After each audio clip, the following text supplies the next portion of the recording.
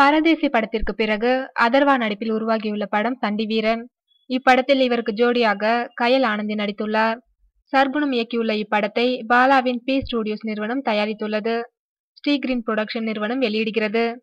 படம் குறித்து ஸ்ரீகிரீன் புரொடக்ஷன் நிறுவனத்தின் உரிமையாளர் MS சரவணன் கூறுகையில், படம் வருகின்ற ஆகஸ்ட் 7ஆம் தேதி உலகமெங்கும் வெளியாக உள்ளது. இப்படத்தை தமிழ்நாடு, கேரளா, கர்நாடகா ஆகிய மாநிலங்களில் மொத்தம் 250 முதல் 350 திரையரங்குகளில் வெளியிட முடிவு செய்துள்ளோம்.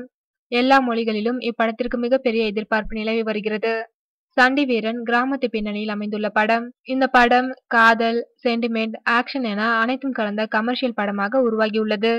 சிறியவர்கள் முதல் பெரியவர்கள் வரை அனைவரும் ரசித்து பார்க்கக்கூடிய விறுவிறுப்பு படமாக அமைந்துள்ளது என்றார்.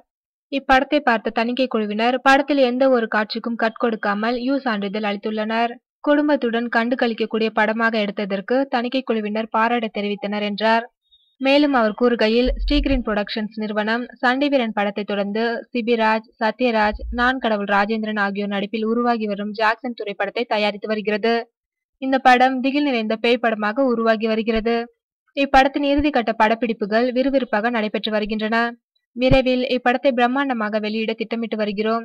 சண்டி வீரன் வெளியாகும் திரையரங்குகளில் ஜாக்சன் திரைப்படத்தின் ட்ரைலர் வெளியிடுகிறோம் என்று தெரிவித்துள்ளார்.